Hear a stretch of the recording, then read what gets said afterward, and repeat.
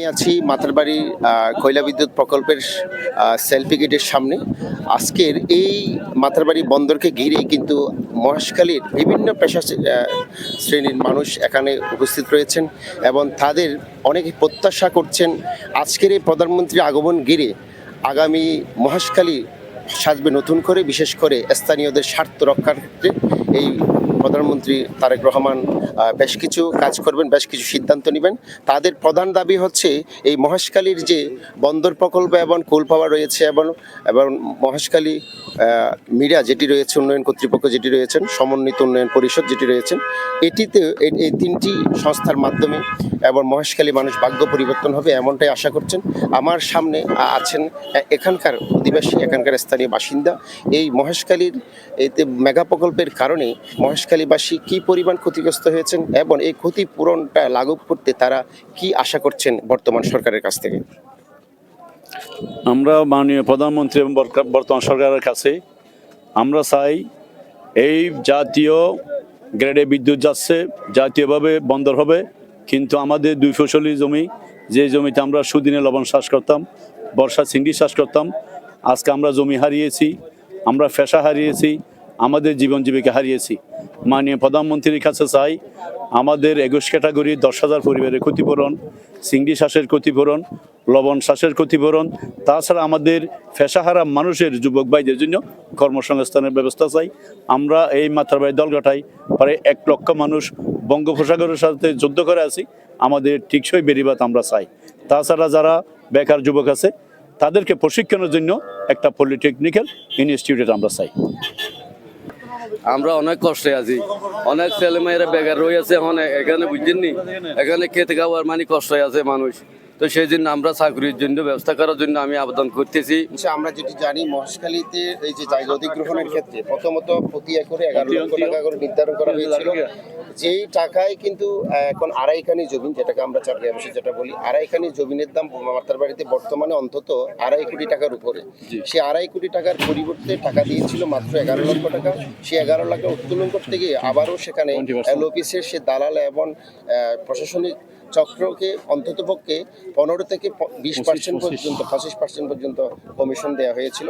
সব মিলিয়ে 8 থেকে 9 লাখ টাকা তারা পেয়েছিল।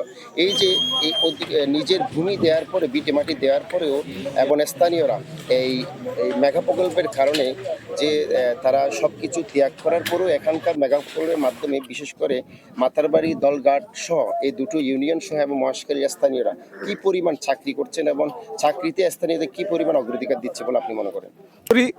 আমরা মাতারবাড়ির মানুষ, এটা বেশি একটা বড় জায়গা না, ছোট্ট একটা জায়গায় আমাদের গণবসতি থেকে মাতারবাড়ির দক্ষিণ সাইড এবং উত্তর সাইড, একটা হচ্ছে আপনার কয়লা বিদ্যুৎ, আরেকটা হচ্ছে সিঙ্গাপুর প্রজেক্ট। এই দুটার মধ্যে আমরা মাতারবাড়ির মানুষ বাঁচি আছি। যেই এলাকায় আমরা জীবিকা করতাম, যে লবণ চাষ, চিংড়ি চাষ, সেটা আমরা সেই কাজ থেকে আমাদের মানুষগুলা এখন কাজ খারাপ হয়ে গেছে। তো আমি মাতারবাড়ির দক্ষিণের মানুষগুলা এখন বলতে গেলে খুব নিঃস্ব অবস্থায় আছে, কাজ বেকার অবস্থায় আছে। এখানকার মানুষ শুধু মাতারবাড়ি যে মানুষ কাজ করতো সেই মানুষ মাতারবাড়ির বাইরে গিয়ে শহর, চট্টগ্রাম, ঢাকা, বিভিন্ন জায়গায় গার্মেন্টসে, ফ্যাক্টরিতে বিভিন্নভাবে কাজ করতেছে।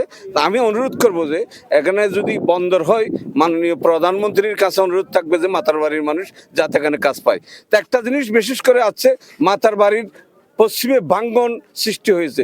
সৃষ্টি হওয়ার কারণ শুধু কয়লা বিদ্যুৎকে আমি দায়ী করব। কারণ মাতারবাড়ির কয়লা বিদ্যুৎ চ্যানেল করতে গিয়ে মাতারবাড়ির পশ্চিমে সাগরের উপর একটা বেড়িবাঁধ দেওয়া হয়েছে। বেড়িবাঁধের কারণে স্রোতের গতি বিঘ্ন হয়ে মাতারবাড়ি ভাঙতেছে এবং জালিয়াভাড়া সহ সাইড ফেরার মানুষ বিভিন্নভাবে ভাঙ্গার কারণে ওখান থেকে উদ্বস্ত হয়ে মাতারবাড়ির বিভিন্ন জায়গায় এরা দিনাতিবাদ করতেছে। আমি বলবো যে মাতারবাড়ির মানুষের জন্য, বিশেষ করে পশ্চিম সহ বিভিন্ন জায়গায় যেখানে যেখানে ভাঙ্গন সৃষ্টি হয়েছে, মাননীয় প্রধানমন্ত্রীকে আমি অনুরোধ করবো যে আপনার মাধ্যমে, আজকে এই টিভির মাধ্যমে আমি বলবো যে আপনি মাতারবাড়িতে আসছেন, আপনি এগুলো দেখছেন বিমানের, হেলিকপ্টারের মাধ্যমে আপনি দেখে গেছেন মাতারবাড়ির মানুষ খুব কষ্টে আছে।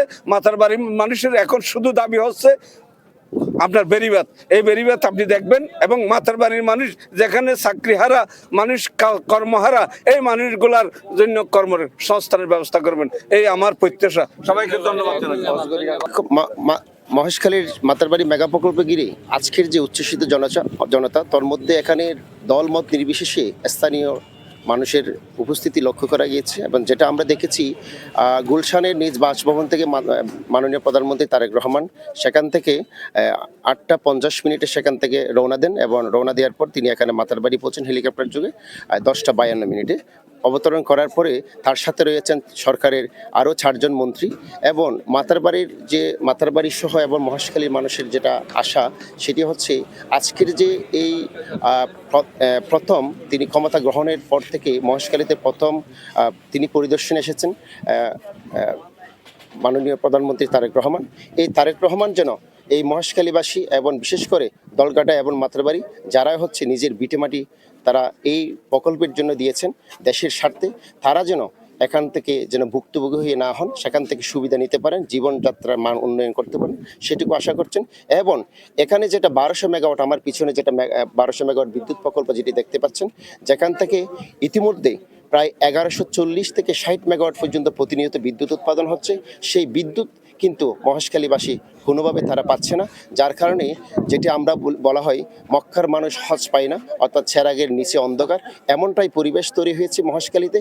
অর্থাৎ 24 ঘন্টার মধ্যে এখানে বিদ্যুৎ থাকে না বললে চলে, বিভিন্ন জায়গায় 6 থেকে 7 ঘন্টা বিদ্যুৎ থাকে। কিন্তু তাদের সেটি দাবি হচ্ছে এই যে মাতারবাড়ির আমার পিছনের যে 1200 মেগাওয়াট বিদ্যুৎ প্রকল্প রয়েছে, সেখান থেকে একটি সাব স্টেশন করে মহেশখালী মানুষের সর্বোচ্চ চাহিদা হচ্ছে 28 মেগাওয়াট বিদ্যুৎ। এই 28 মেগাওয়াট বিদ্যুৎ যদি এই এখান থেকে সাবস্টেশন করে মহেশখালীবাসীর জন্য দেওয়া যায়, তাহলে 24 ঘন্টা বিদ্যুৎ অর্থাৎ নিরবিচ্ছিন্ন বিদ্যুৎ পাবে বলে আশা করছেন স্থানীয়বাসী।